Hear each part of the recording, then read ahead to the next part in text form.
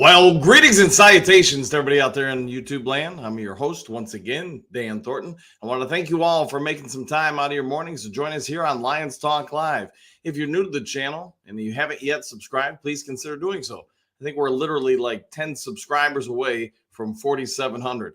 And I really like to try to get that. Maybe if we're lucky, get to 4,800 before kickoff against the Bears this upcoming weekend.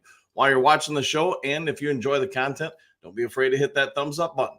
Really helps the channel grow and let other Lions fans help try to find the channel, maybe even join us on the morning show. So with all that being said, some of you know, some of you don't know, outside of being a YouTuber and a coach, a scout, etc. I'm also a realtor and have been for over 30 years. So if you're looking to buy or sell property in the state of Michigan, don't be afraid to give me a ccall. Let me see if I can use all my years of service to your behest, save you some money. Give me a call, shoot me a text, 269-998-2384. Even if you're outside of the state of Michigan, feel free to call or text. Let me see if I can work with you and try to help you save some money. And who doesn't like to save money? All right, with all that being said and out of the way, let's get into the comment section because I see it's already moving and shaking as everybody's obviously already had their morning Mountain Dew or two getting ready for this. All right, Bit Lady, I know it's not morning for you, but hey, good morning to you too. And yes, you were first. Phil, what do you got? Greetings and salutations, Dew crew. Same to you, Phil. Hopefully you're having a great one. Bet Lady, watching the film review, I like Irvin's 11 snaps. Also, Pascal is looking more like a 4-1 lineman instead of an edge. So I would say this. I think you're right. I think the vast majority of the defensive linemen Brad Holmes is drafted in the last few years. They would be more in they would fit better in a 3-4 look.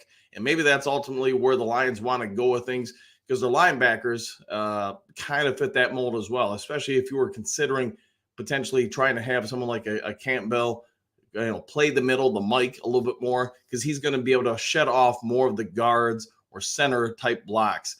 The other part of it is, you don't have a ton of athleticism on your defensive line. So much to your point, it does feel like they're trying to get guys that fit a scheme they don't currently run the vast majority of the time. And there's a multitude of reasons. I get some changes in the offseason to some of their defensive line and schematic personnel. So I get there could be some of that. But to your point, yeah, I think you're right. Pascal would be better suited almost like a right end or left end in a 3-4 look. Quentin, what do you got?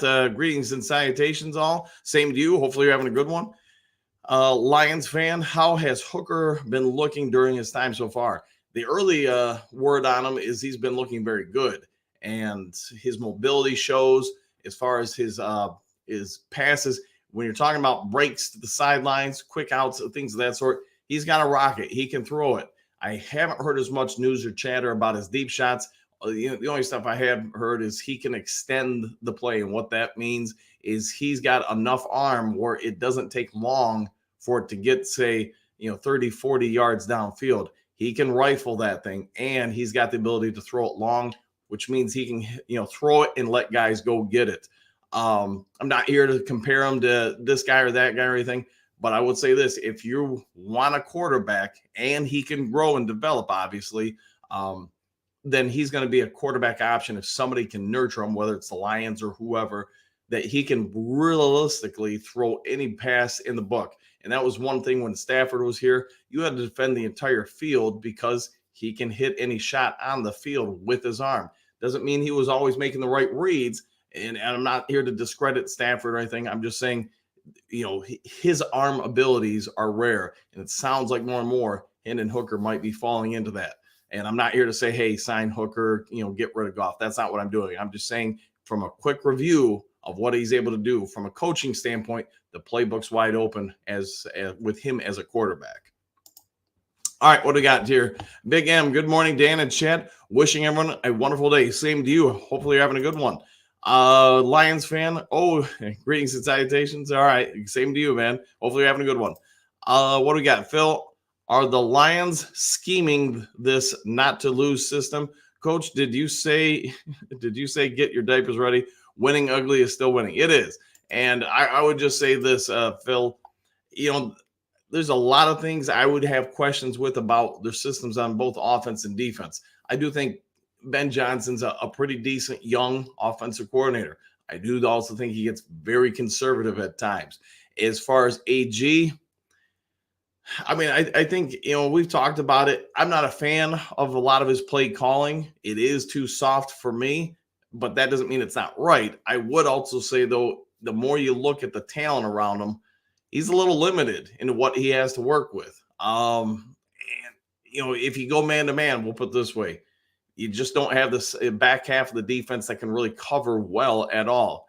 You also don't have any pass rush. So now if you're asking people to card in person defense and you can't get a pass rush, man, you're going to get roasted. Worse than a zone. At least you're clogging up some spots and lanes and keeping some eyes in, going forward in the zone.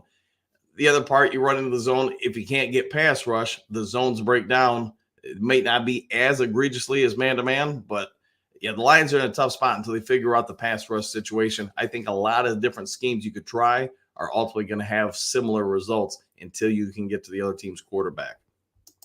All right, Southwest, what do you got? Dan, I'm wondering if the Lions should go to a 3-4-4 defense, get more speed out there, and linebackers appear to be the strength of the roster. It's not a bad idea at all, Southwest, because, again, we've talked probably in the last week, I've been pointing out that one of the biggest problems we have is we can't get pass rush, and part of that is we don't have athletes.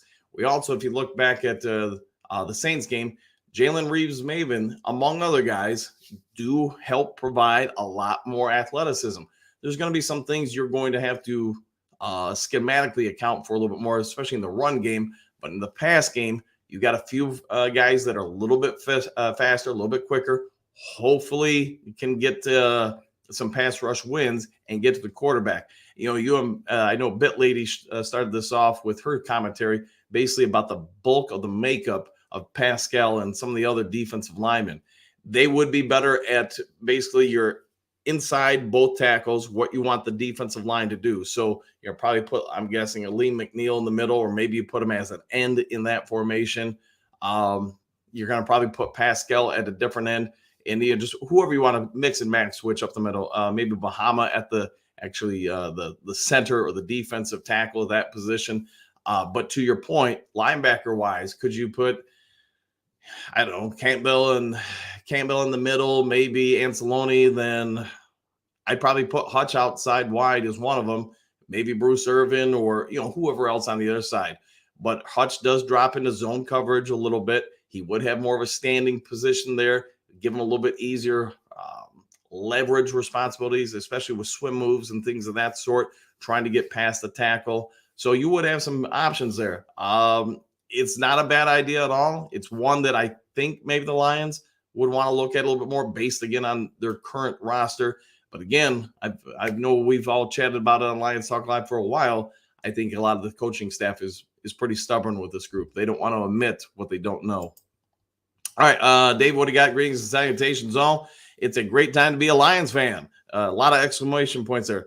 2 years and more since we had a losing record. Now that's progress, people. It is. And I get we're all seeing what can be this year, the potential. I get it's tantalizing. We all want to go after it. We all want, the now results. But we do need to take it with a grain of salt and remember, just to your point, Dave, just 2 years ago, this was an abysmal franchise, an abysmal roster, not a lot of hope. We had a little stretch at the end where I want to say we beat the Arizona Cardinals and the Packers. So you at least went in the offseason feeling some ray of sunshine. Last year obviously ended great. This year, hey, we're all on the edge of our seats every game. Every game is a coin toss. What's going to happen? The other good part is we're going into the stretch run here of the season. And you know what? We have an opportunity to now win the division and potentially host a playoff game. So you're right. We should be pretty impressed with the progress. All right. What do you got? Hooker time. The Lions are 17-5 in the last 22 games. Can I get an amen? You get an amen from me for sure. Tori, what? Amen, right? People are still upset. It's just the nature of things. Everybody wants more, and I get it. Hey, you got some winning happening here. Let's get more than just winning. We want it. We want the rings, right? Big M, Dan, the Lions have a disturbing trend the last 4 games. If the Lions do not score 30 or more in a game, chances of winning is minimal because the defense giving up so many points. Teams have figured out the defenses just like they figured out our offenses. The only thing I would say, Big M, is in the prior to the Saints game, at least the two prior, some of those points you got to put on the defense because of the turnovers. And in which case you would have won the Packers game. Obviously, we won the Bears game. But if we didn't turn the ball over and give up the fumble 6 and all that stuff, we would have actually won the Packers game. The defense in the second half did fairly well against the Packers. But all that being said, it is a team game. You are right. The defense is not great by any stretch. They need to address it with some playmakers and some athleticism, which they just really don't have a ton of, unfortunately. Getting Houston back, getting CJ Gardner back would help with that, but it's not going to be a tell-all fix-all. I know Southwest and Bit Lady kind of alluded to maybe going with 3 down linemen and more speed or athleticism around it. It's not a bad idea, especially if you get someone like Houston back, because now you could put Houston out wide, Hutch out wide, and then you got to pick your poison inside. Probably, I'm guessing Barnes and Anceloni in the middle, and that would help out, I would think. But we'll see what shakes out. All right, Southwest, is it time to give more snaps to Iffy? The reduced snaps for Jerry Jacobs. I like Jacobs, but it seems like he's getting torched quite a bit lately. He was close to having a pick 6. Unfortunately, Brian Branch was also trying to make a play, but that being said, I don't know if there's a reason why they moved him to safety, and I think a lot of it has to do with his lateral quickness. He just doesn't have a ton there, so I get you try to augment it. I think he's probably more athletic as far as end line speed, just running a straight line, than Jerry Jacobs. I just don't know if he's going to be able to turn his hips and recover on in and out routes and things like that than Jacobs. It might not hurt to try, but I'm also going to say this. Unless we are all going to say, I think the coaching staff are just morons. They've seen enough in, whatever, it's been 2 years that he's been here, to say we can't play him at corner because he just doesn't hold up well. I don't know. We all want an answer for Jerry Jacobs, but I will also say this. Keep in mind, and I know I've been saying it a lot in recent weeks, he was never meant to be a number 2 corner. It's just he's the last guy standing, so you got to ride with him. And maybe there's better answers on the roster, but I would say we better hope we have enough faith in the coaches that if there is somebody better, that they would have put him in by now.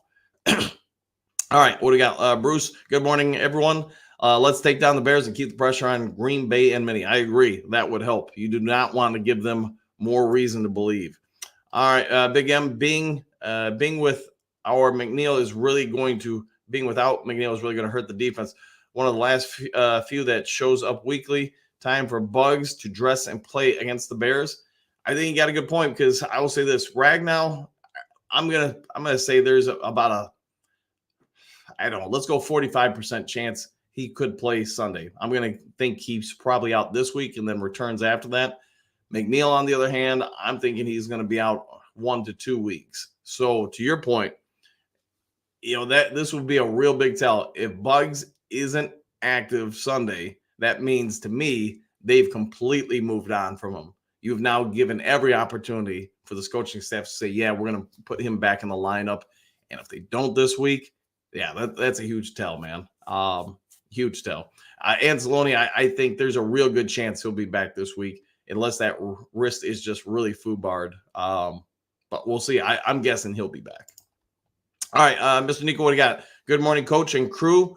When and if will AG start playing our defense like the hungry dogs they are? I don't see AG being with the Lions next year if he plays so conservatively.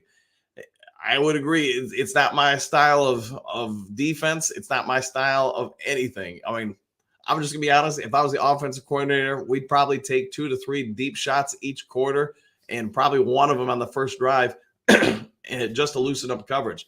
Conversely, on the defense, I probably would be terrible, because I'd probably blitz somewhere around 60% of the time. And I'm going to force everybody to make quick throws against us. And while I'm trying to condition the other team's quarterback and such to do that, I'm also going to drop people into those passing lanes from time to time just to throw them off. Consistently bringing 6 guys after the quarterback, but it's just going to be a question of which 6 are coming on every play. the opportunity for an offense to score a bigger play is going to be there. So you got to have faith that your guys can keep them and limit them when those passes do happen. But your point about AG, I won't be surprised if they move on from him. It's nothing against the guy. He seems like a great guy. I get he's friends with MCDC, all that.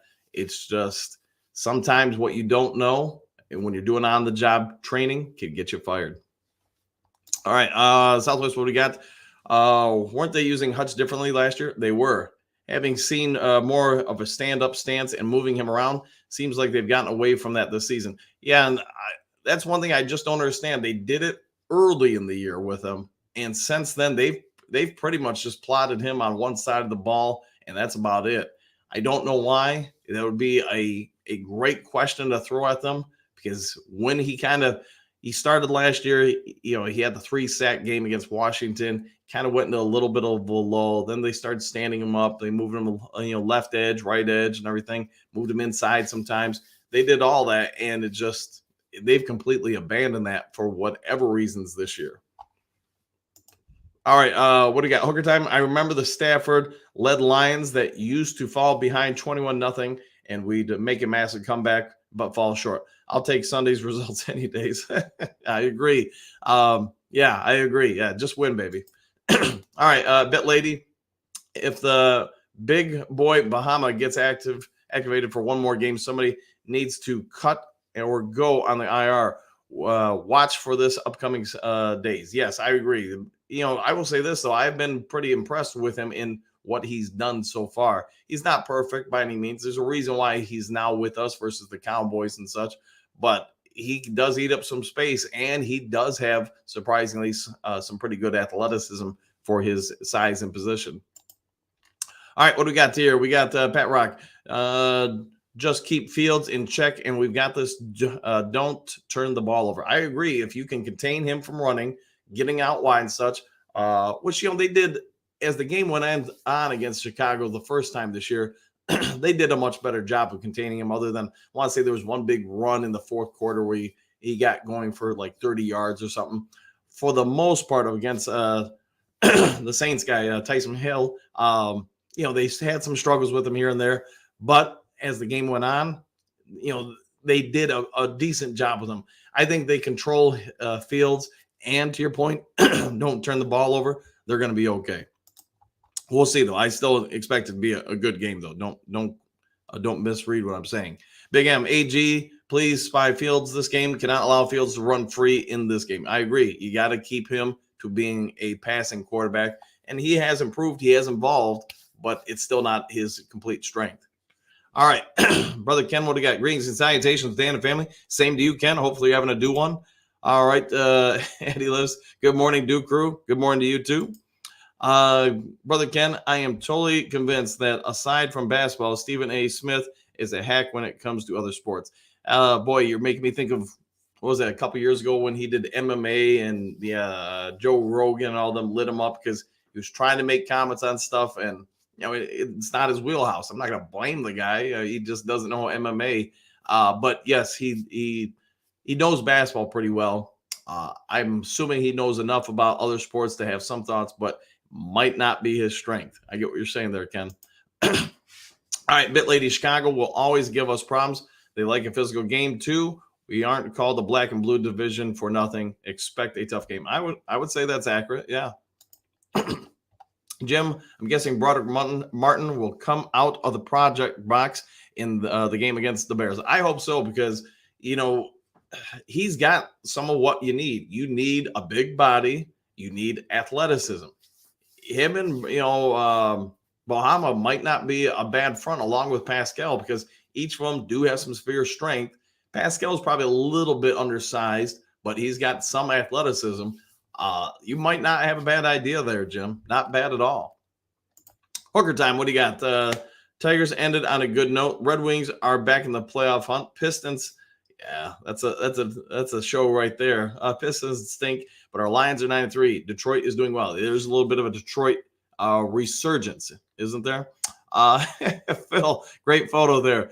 Did you win yesterday or just practice? Just practice, man. Thaddeus, good morning. Yes, good morning to you too. What do we got? To Brother Ken, listening to SAS is stunningly cringeworthy. All right. You're gonna have to tell me. I'm not thinking what SAS is, so apologies. Um, what was it? Big M, Dan, why was Gibbs not utilized more against the Saints? Is there an injury to Gibbs that I haven't heard anything about? No, I just think it's just just decisions by the coaching staff who they gave the majority of the snaps to. I'm surprised they didn't give more to Gibbs because he was having a pretty good game. Um, it's just I think once they got up the 21-0, they got dang conservative. They tried to use Montgomery just like a bell cow to pound him more. But you have to understand, I mean, Gibbs isn't just a fast back. He isn't somebody who just has to hit the edge. They're going to have to find a better balance for him. And I would say I'm surprised they're not using him more in the passing game as well. All right, mile marker. Good morning, Duke crew. And to my knee. And boy, I'm going to kill this name. I'm sorry, man. Nala, to my niece, who texted to say she found this great Lions morning show, Lions Talk Live. Well, I'm apologizing. I'm destroying the name, so I apologize. But if your niece is watching, hopefully she's having a great day. And I, again, apologize for the pronunciation because I'm not always the greatest at that. So, again, apologies, but hopefully you're enjoying the show. All right, Bet Lady, Hooker time. Lions have won more games than the Pistons in the last year. That says a lot. Yeah, it says just how bad the Pistons are. It's tough for me, man, watching that because I really do think, and I hope I'm wrong, I really do think, to me, this reeks of ownership, wanting them to be so bad that they can move them and having more justification for moving them to a new state or location. We'll see what happens, but I'm worried about the Pistons leaving. All right, Bit Lady, I enjoy your takes. Keep them coming. Big M, I agree. All right, what do we got? The Southwest problem with the pass rush and secondary. How much of this is on scheme, AG, players, and position coaches, John Scott and Dre Bly? That would be a deep dive to go through all that. I really think a lot of it is you're being passive and you're putting guys repeatedly in predictable situations for the offense. So that reeks more of scheme to me. Now, I'm not saying that, hey, better players wouldn't make schemes look better because they typically do, but you don't have that. So the biggest job of a coach is to problem solve and be able to do it in real time. So when I say on the show, hey, so-and-so is just not making adjustments in games fast enough, that's coaching. That's not the players. When you decide to put Kirby Joseph as your blitz back on the first play of the game and leave Tracy Walker as the single high safety the first play of the game, and then you're somehow shocked and surprised that a particular team takes a 53-yard bomb as their choice for the first play of the game, that's on coaching. It's not on the players. So I don't want to bash anybody, but especially early in the morning. But I will say this: there's a whole lot of things that I think they could consider doing differently on one particular side of the ball. I will also support that position by saying some better players, especially on the pass rush side, would probably help make a lot of things look better. But hopefully you guys are getting what I'm saying without me coming out and saying it. Phil, I can imagine JMO scoring a pass on a run and a kick return in one game. Has anyone ever done that before? I believe so, but don't hold me to that, just because usually just the nature of the kick returners, the type of people you put back there, they typically are wide receivers, sometimes running backs, and usually ones with some good breakaway speed. All right, Hooker time rankings: San Fran, Baltimore, Miami, Philly, Dallas, or KC, Dallas, then Detroit. I'd say that's fair. Everybody up there is, a pretty good team, and not that Detroit isn't a pretty good team, but my point is, could you put, team A and B and mix them around a little bit? Sure. So I think you got a good group there, man. All right, Phil, what do you got? Other teams have better talent on defense than the Lions. I would probably say that's fairly accurate. Other teams also have better coaching, able to camouflage the deficiencies of the personnel. I would concur. Let's see. Bit Lady, Big M, thank you. Hand pink waving. All right. We got the Brother Ken, the Hooker time. The Pistons are a train wreck, and worse, we couldn't even get Wamba. Yeah, I agree. Would he have helped with the franchise? Absolutely. Absolutely. But it's not just, to me, the Pistons are the current result of a multitude of poor choices. And this isn't a Pistons show, so I'm not going to break it down like that. But from someone who's coached basketball at, lots of different levels, I'm going to say this. There's some dime store stuff going on there, and not Dollar General Brad. I'm talking dime store moves you're doing just to have the product out on the court. I don't think you're paying much attention at all to the product you're putting out on the court. And again, it's so bad. I have to think they're doing it intentionally to try to tank. So we'll see. Hopefully they all get better and they go on a bit of a winning streak. A winning streak of 1 right now looks pretty good for them. All right, JDC Morning Hall.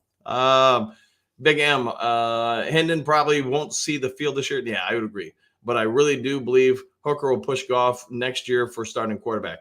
It's a possibility. I mean, there's a reason. Again, I know we've talked about this week. They've put him out on the field to start his 21-day clock. They want to get as much information to see what they potentially have in him as possible. Because, Dollar General Brad, whatever you want to call Brad Holmes, he is consistent with how he approaches building the roster. And what I would say is he doesn't want to make a choice on Goff until he feels like he has every bit of information about his options as possible. I have no doubt they're trying to do a grocery shop list for the draft already and free agency, saying if we sign Goff at this amount for this amount of time, what could we have gotten in our projections in free agency? Now let's review that in the draft. Now let's compare that to what we have here with Hendon Hooker. I mean, they're doing their due diligence, and give Brad Holmes all the credit in the world. He's not taking a blind approach to just 1 or 2 options. It's my anticipation he's doing it with multiple options. All right, Phil, what do you got? KC above Detroit? Nah, hey, everybody's got opinions. Somebody says yes, somebody says no. That's okay with me. Property Laura, this O-line can't stay healthy. They sure can't. For 3 years now, we've had the potential of having a great offensive line. But, man, as soon as they get on the field together, somebody gets hurt. They finally had Big V and everybody else out there against Kansas City. Yes, Decker powered through it, but that was it for a couple weeks until he got back. Then Big V got hurt. Now Ragnow. I mean, you've had a multitude of injuries. Jonah Jackson got hurt. And it's just unfortunate that probably we're never going to see the promise of that line together because obviously Big V's, I think, done for the year. All right, Brother Ken, I agree. KC over Detroit. Nah, okay, we'll go with that. So we'll just say Detroit over KC. All right, Big M, Hendon was having a Heisman year before his injury in college. He was, but just keep in mind what happens in college doesn't always translate to the NFL. There are just so many quarterbacks that just, for whatever reason, just don't make it at this level. It just doesn't happen. And I'm not going to say Hooker can't do it at this level. Just saying we need to be cautious and remember there's tons of Heisman Trophy winners that were busts in the NFL. All right, Southwest, I suspect the top teams do a better job arresting their defense linemen over the year. I would agree with that. I would try to give Hutchinson more playoff starting plays off starting Sunday versus the Bears. He needs more rest. Yeah, if you watch him, especially in the last month, maybe a little bit longer than that, he looks beat tired. He looks worn down. I mean, they have given him so many snaps over the course of this season. I get they needed to, in their eyes, to have any kind of pass rush out there, but he just looks like his tank is on empty and maybe even below empty. He's lost a lot of his quickness, a lot of his explosiveness, his ability to, dip and slip past most tackles. And I don't think he's a bust or anything. I think it's just he's got nothing left physically. And that's the problem when you just run a player over and over and over out there, especially at a physical spot like, defensive line. It wears them down. They've got to get some more guys and some more dudes in that locker room that can get after the quarterback, or like you're saying, Southwest, you just got to give him some time off. Maybe take him from 97% of the snaps. I would seriously consider taking him down to like 70% of the snaps. He's still out there the majority of the time, but you got to do something to help that guy recover if you're going to be able to use him at all down the stretch and or in the postseason and get something out of him. All right, Jerome, what do you got? Good morning, Coach. I think D-Card if he didn't get hurt, we might have lost that game. He was in a rhythm. It's definitely a possibility because he was carving us up after that first quarter. Did he even throw an incompletion after the first quarter? So I get your point. Phil, Hooker did not play a pro-style offense. he's going to have a steep learning curve. He might, man. He might indeed. But that's what I'm saying. Don't make him the heir apparent yet because we have limited information on him. So let's wait and see what happens. All right, Southwest, is Ben Johnson becoming too predictable in his formations and play calling? I think there's some of that, but it's also tendencies. His tendencies now are basically 2 years in, and people get a feel for what you tend to do and like to call. He doesn't take deep shots, so people aren't playing that type of field or that part of the field. So that's why I'm saying he's got to break tendency here and catch people off guard, especially early in games. You do that, man, you got something. All right, Dr. Trey found it. Okay, I hope whatever you found, Dr. D, was a good one. Hooker looking good in practice. Yes, yeah, he's been looking, from what I'm hearing, pretty good. But again, they're also not putting him under any pressure, duress. He's going to wear the red jersey. They're not going to let him get hit. They're gonna take it easy on him because they don't want to overload him. Because really, he hasn't done jack prior to the last week. Why did Ducey Daly fail in Carolina, but did well in Detroit? It could be a lot of things. The head coach there just didn't, for whatever reason, didn't do well. But I also will say this: it sounds like there's enough people kind of pointing fingers at each other. Owners saying, well, we shouldn't have drafted this guy, even though everybody was on the same page with this guy. As far as Bryce Young, the former coach, Buffalo Bills backup quarterback, Frank Reich, said he kind of came out and said, well, we wanted Stroud, but, the owner kind of forced us into picking, Young. And it's a calamity of errors when everybody's pointing fingers at each other. So when you have a front office like that, it's going to trickle downfield to the coaching staff. So I think that has a lot to do with it. And I won't be surprised if you don't have any real big names wanting that job, because if you got other options to get employment somewhere else, you're probably going to go somewhere else. That doesn't seem like a franchise that I'd want to mess with if I had other opportunities to get paychecks. JD, get James the ball. I would agree. They got to get him more involved. He's clearly developed. He's developing even more. You got to be more creative in getting it to him, because he's got something few other people on this planet do, at least at that level. Brother Ken, are we still talking about Bugs?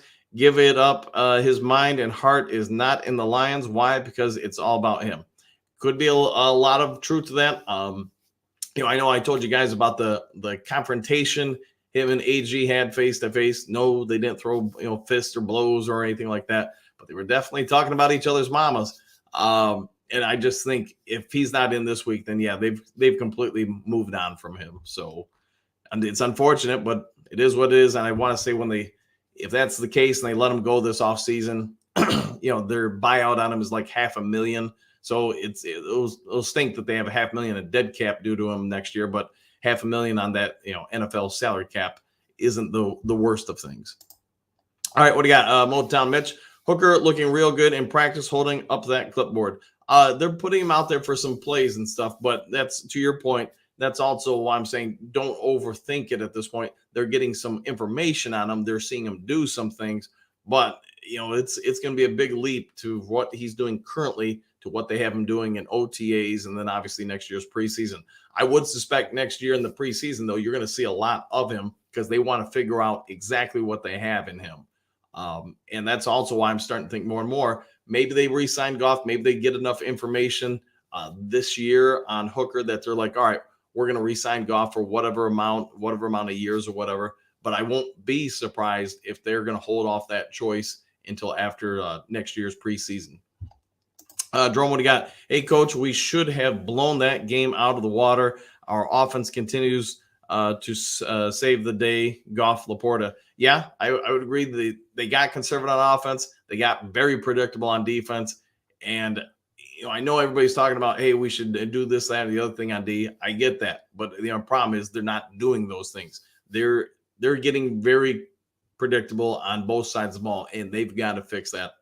Otherwise, you're going to keep seeing a lot of teams score on 3, 4, 5 straight drives. which, the trend over the last month or so, our teams are doing that. You go back to the Chargers game, Chicago scored on several straight drives to start that game. Packers, that first half, that was abysmal. That's where they scored all but 6 of their points. And then the Saints game, the first quarter, we caught them off guard with some stuff. They made some adjustments, and we really didn't do much to stop them other than the fumble on the was the guard pulling and knocked it out of the quarterback's hands and stuff like that. But that's kind of my point. If they didn't do that to themselves, we weren't stopping them. All right, Hooker time. Daily Hooker comment.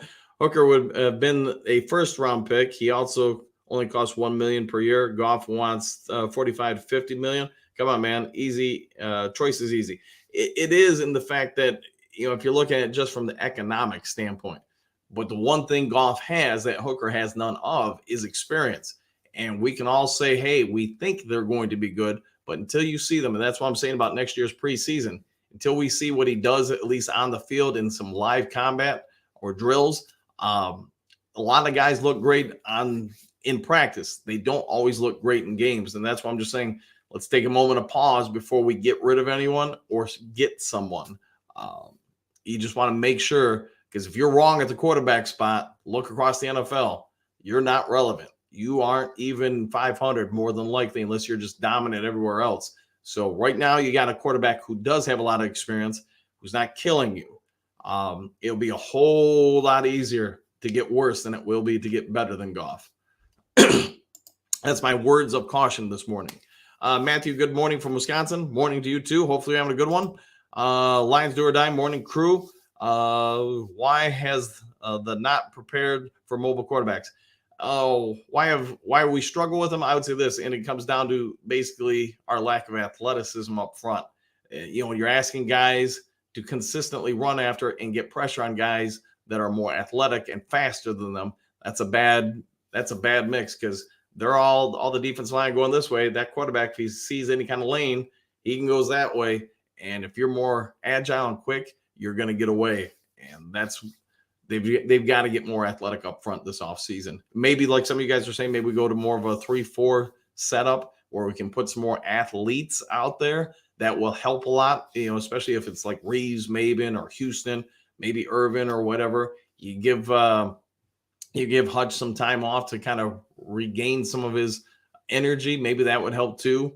But I think that those are the biggest reasons in my eyes. Doesn't mean it has to be yours, but that in my eyes, that's why.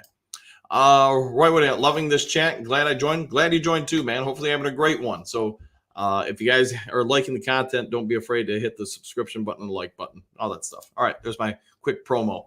Detroit D, good morning to my first place Detroit Lions. Good morning to you too, D. Hopefully you're having a great one. And yes, first place, and we still got room to grow. So things are looking pretty good for the future of the Detroit Lions.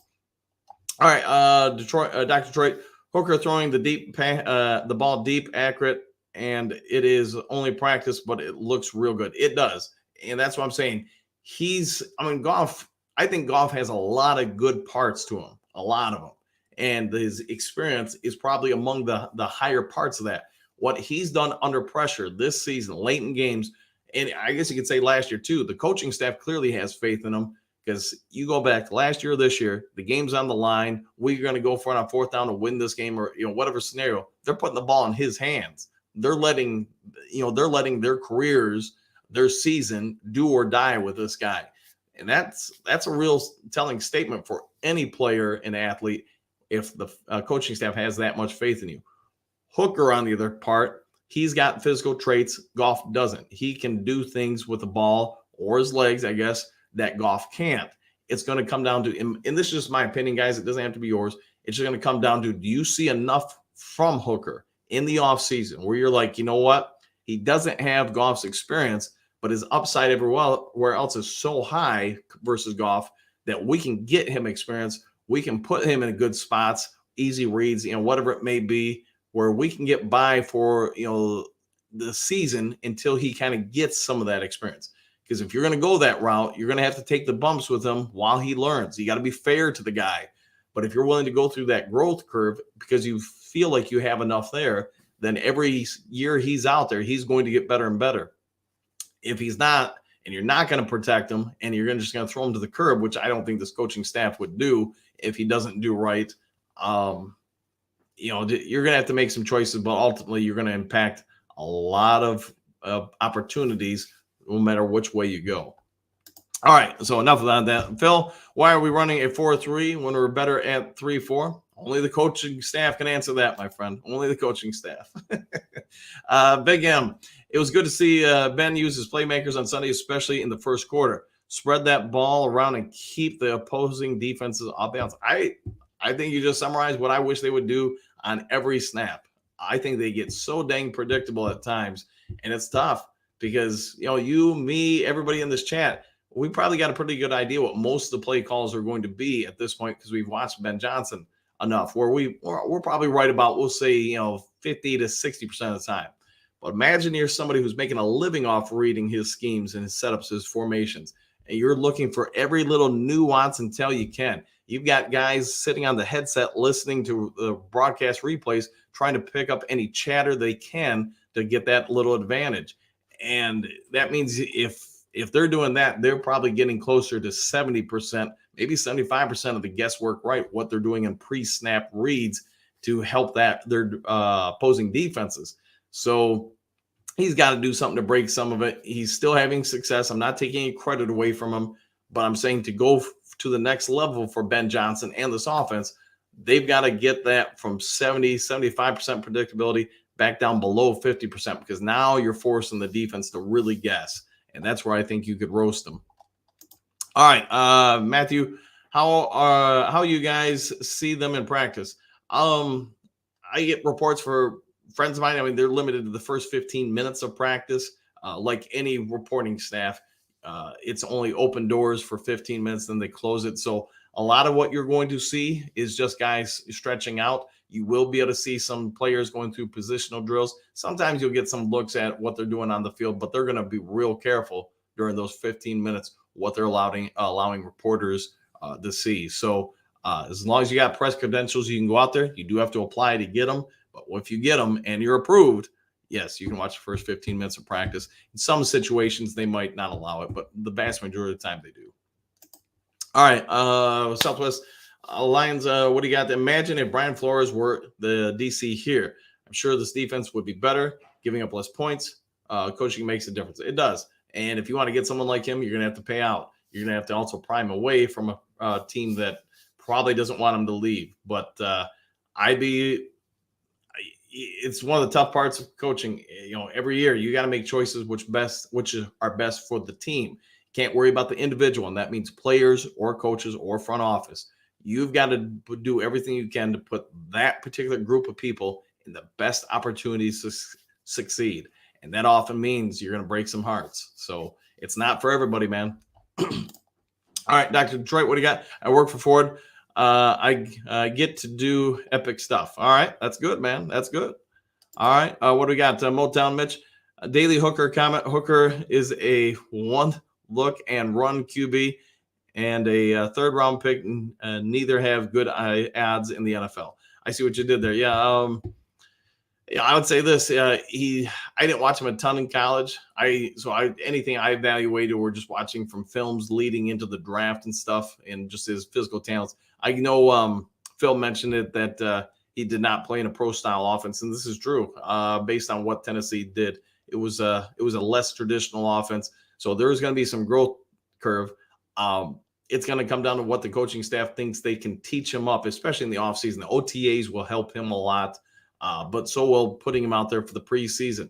My guess is next year, if Goff hasn't re-signed by then, they're going to do everything they can to overlook us with those 3 preseason games with Hooker. It means the first game he's probably getting – I could see him out there for half, maybe 3 quarters. The second game, probably the same thing. The last game, maybe just a quarter or 2 because they also have to get reps to other people just in case. But that will be a big, big moment for him. We'll see what shakes out, though. All right, Phil, I feel like we're in class. Well, hopefully everybody's learning something then, Phil. Are you falling asleep, or are you saying you're learning something? So I guess you can go 2 ways with that. Dr. Wright, Hooker looks real good. Sorry to burst your love bubble. It happens, man. And all I'm saying is I get from what you've seen in practice, what people have seen in practice, he does look decent so far. But I'm also going to say, let's wait a little bit till you see him in some live action, just because when they start mixing up the defenses, he now has to read things on the fly and things like that. That's where I think a lot of rookies or younger quarterbacks differentiate. They can look good in certain situations until they're caught off guard and have to make, like any NFL quarterback, you've got to make split-second reads and decisions. And if you're not good at that, you don't process the information fast, whatever it may be, then that's where they typically get in problems. All right, what do you got? Matthew, sounds like it, Dr. Detroit. Yes, I would agree. Detroit D, when is Vitae coming back? We need help at guard. I don't know if he is coming back, man. I think he might be done for his career. So we'll see. Dr. D, Vitae needs to get the Frank out of town. Dude never is healthy. I would agree. He has been hurt ever since he got here. All right, Southwest Lion, after going up 21-0, the offense scores 2 field goals on the next 6 possessions. You just don't have the luxury of coasting, taking the foot off the gas with the Lions defense. No, and I would say this with any team. You should constantly, when you get up, especially early in the game, you need to try to start pouring it on more and more and more. How you do that, I leave that to the coaching staff. Me, you're going to start seeing a lot more deep shots. Why? Because the rules alone in the NFL, unless you're Kansas City at the end of the game, you're probably going to get you're probably going to get defensive pass interference if they make contact. And yeah, watching the end of that KC Packers game, I was like, wow, how do you not get that? But anyways, the rules favor you. Plus, you've got the defense already jittery and rattled. Take those shots. You got the weapons. If you don't hit them, you're still up 21-0. But now you are putting pressure on the defense. You're making them have to guard and extend more of the field, which now opens up more of these preferred underneath routes you want. You've got the guys who can go deep. Use them when you have the lead. Worst thing that happens is that you go 3 and out. But you know what? You still got the lead, and you're dictating tone to the defense. When you're just throwing underneath and predictable stuff, the defense doesn't have to make any changes. They already got your number. They know what you're going to do. And you're just confirming to them, this is all we're going to do. You don't have to make any changes. And that's what drives me nuts, man. All right, Phil, you're a great teacher, Dan. Every once in a while I get something right, but usually about 2 times a day like a broken clock. Motown, what do you got? That's good. We got him for 3 more years. Need someone looking good holding that clipboard. It might be. Dr. Troy, no, keep Goff 1 more year. Yeah. Let the hooker develop, then bye-bye. Okay. And that, Dr. D, I'm not saying which way to go from the front office, but I would say since they broke off talks with Goff about a month ago, that's been probably where my mind's been leaning, that they're at least strongly considering, is that they're going to go with Goff into the end of the contract. If they see enough good things out of Hooker, they're going to move on. And I get it, because you'd have a lot more money for 2 more years at that point to spend on other things. If they don't see enough development out of Hooker, then you just re-sign Goff at that point. So, yeah, I knew where you were going with that, man. All right, Lions do or die vet. We need to worry about right now, not next year, because 9-3 doesn't come easy. It doesn't. And that's why I was saying going to the trade deadline, man, I get you don't want to give up draft capital, but you've got a real opportunity this year. And I wish they would have done something to at least get 1 more pass rusher and probably 1 more cornerback, just so you have more options on D. The offense, I probably wouldn't have touched much. Maybe another backup offensive lineman on the interior, something like that. But the defense, on the other hand, yeah.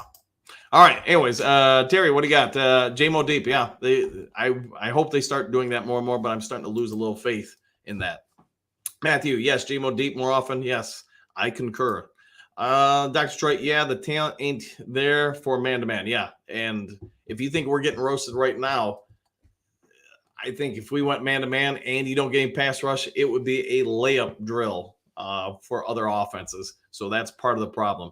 And hopefully you guys get basketball enough to know what a layup drill is. If not, I'll explain it later. Just ask. Good morning, Coach. I don't think at his age, Hooker will want to sit behind Goff for 3 years. he will be a trade bait for the draft. Yeah, I don't think he's going to be sitting there for 3 years. I think maybe next year, and that's about it. All right, Dr. Detroit, do the Lions do or die 92 vet? Yes, this is the NFL. You always have an worry about next year. If you can't make a serious run, and we aren't making a serious run, sorry to burst your bubble. Yes, I wish they would have been more assertive going into the trade deadline. Alone Wolf, Bears are a better team than people think. I'm worried about this game, and we should be, man. Their defense is playing very well. Their offense, at least, they do have some parts on offense that hit one of our weaknesses, our lack of athleticism, both in the second half of the defense and up front. So, it's the same reason I believe the Packers give us problems, the exact same reasons. All right, Phil, Germ is going to get more snaps. Could be. Yep. Dr. Detroit, we need to beat the Bears and Vikings one time and we're good. Yes, we do that. Then, yeah, neither one of them are nobody's catching us. All right, Motown, when is people going to start talking about the weakness at CB where they are clearly the weakness? We've been talking about on the show. I'm sure you've watched for a while that, it's nothing against Jerry Jacobs. And I feel like I'm saying this too often. I think he's a dang good number 3 or 4 corner on the depth chart. The problem is CJ Gardner-Johnson and Emmanuel Mosley both got hurt. So now your number 3 corner is forced into prolonged starting roles. Cam Sutton's not bad, but there's a reason why everybody from week 1 of the season has been targeting Jerry Jacobs. To me, he's outperformed what any realistic expectations for the guy, should have been. You've gotten a great return on him, but a great return doesn't mean he's a sound number 1 or 2, NFL corner. He'd be good against most teams' number 3 or 4 receivers, not the number 1s or 2s. He just doesn't have that gear that is needed. I think he's got a lot of the talent as far as the skills. He just doesn't have the athleticism, and therein lies the problem. What do you got, Sam? Play calling is not only based on personnel, but also the situation itself. We were up 21-0. Yeah, we were too conservative. Yeah, I 1,000% agree with that. Dr. Detroit, we need a cornerback for sure. Yeah, if you're asking me, our top 3 needs in the offseason are going to be interior offensive line, defensive edge, rusher, and then cornerback. And you put them any order you want. I'm just saying those are the 3 spots. I think if you can really hammer those this offseason and don't lose too much as far as any other spots on the team, you've got a pretty deep and dependable team come next year. I just wish they would have done a few things to work on it this year. Iceberg, what do you got, man? Going down, bear down, Mr. Do, man. All right, here we go. I knew this is going to be a fun week with you, man. I think we're going to have a lot to talk about throughout this week, man. But, hey, that's part of what makes the game great is when you got people from other fan bases in here chatting. And, as long as everybody's respectful to each other, that's the only thing I ask, man. You talk your jazz, talk your smack, come after people. Whoever wins gets to talk a little bit more, though. So we'll see what happens. Hopefully we get to do the talking. All right. Don Berg, good morning to you. Lone Wolf worried? Nah, Lions back end schedule was easy. I was told over and over again by Detroit fans. I get it, man. But we've also been saying for a while the back end schedule isn't so easy. And be careful whose wisdom you listen to when it comes to jazz like that. Dion, what do you got? No clutch, but Goff been slowing us down. And yes, the defense is vulnerable, but they fight Goff, missing too many plays. We need to score infinity. You're not wrong there. We've got to keep scoring. Points are there. Watch your game again. Shake my head, Goff. So I get your point, man. That Goff misses some plays. He does. Just like you'd say, Derek Carr. He missed some throws, or at least he threw to guys that were easier passes, but he had some deeper options. It's going to be, we're all on the, what do we do at quarterback next year? I think that will reveal itself this offseason. But for right now, Goff's the quarterback this year. So I would just say this. We can all complain about this or that, or we can all decide to support him. And then in the offseason, you want to move on or do something else at quarterback, go for it. All right, Motown, what do you got? We need at least 2 cornerbacks. It might happen, man. It might happen. Dr. Detroit, yeah, I would love to clutch cornerbacks, bro. I get it. I will say this. Sutton isn't bad. So could you make him the number 2 and then get somebody better as the number 1? If you do that, I think you start opening up the options, what you can do on defense better. But with that also being said, you got to be able to get to the quarterback. Don Burr, what do you got? Don B, yeah, there are our question now. Yeah, I get it, man. Yeah, we're not cruising, are we? Phil, if the Bears try the same scheme in the next game, we will beat them again. Everybody's going to make adjustments. At least I would hope. All right, Motown, what do you got? A couple more here, then it's due run time for me, man. Motown need a solid number 1 and could use a good backup for depth. I would be okay with that. Eduardo, good morning to you, man. This team will only go as far as the offense can carry them. I would say, yeah, at this point, I would agree. Offense needs to play close to 100% to have any chance at anything. I need more Gibbs and JMO targets. I like the way you're thinking. Iceberg, Bears, Kings of the North. All right. They might be in the future. I don't know if it's going to happen this year, though. We'll see. Eduardo, this will be Gibbs offense in like a year or two. Yeah, I could see that happening come next year. Start making him the number 1 and Montgomery the number 2. Oops, sorry about that, Eduardo. This will be Gibbs. Oh, I already did that one. All right, my bad. Detroit D, I would bring Peters in to take over for Jerry Jacobs. Every Sunday he's being picked on, and Kirby needs to realize he can't keep letting people get behind him. Yeah, Kirby has struggled with that a little bit this year. Marcus Peters, bring him in and have him replace Jerry Jacobs. I think, to me, it would come down to how much his back is still hurting. Because if you remember, last year he had some back injuries. At the start of this year, he inflamed it. And I want to say even against Detroit, don't hold me to this, but I want to say he left the game even against us after the pick 6 because his back injury flared up again. So a cornerback who can't run because he's got a bad back, that isn't ideal. But if it's all healed up and he passes, then yeah, I agree. You should at least look at bringing him back. All right, guys, it's about that time of day for me, so apologies. I got to go get the morning Mountain Dew and get some stuff ready. It is game day for me as a coach, so I got to start doing some prep work too. So I got to get all that stuff ready for later today. Hopefully, you all have a great one. If you haven't yet subscribed to Lions Talk Live, please consider doing so. I think we needed literally at the start of the show like 10 more subs or something like that to hit 4,700. If you can help make that happen, it would be appreciative. And then obviously we got the march going on to 4,800. Help make that happen. Hit the thumbs up button. Go have your daily Mountain Dew. Tell your boss you're taking the day off work. Everybody go relax, have some fun, do whatever you got to do today. But I hope you enjoy it. And we'll see you on the next Lions Talk Live. See y'all.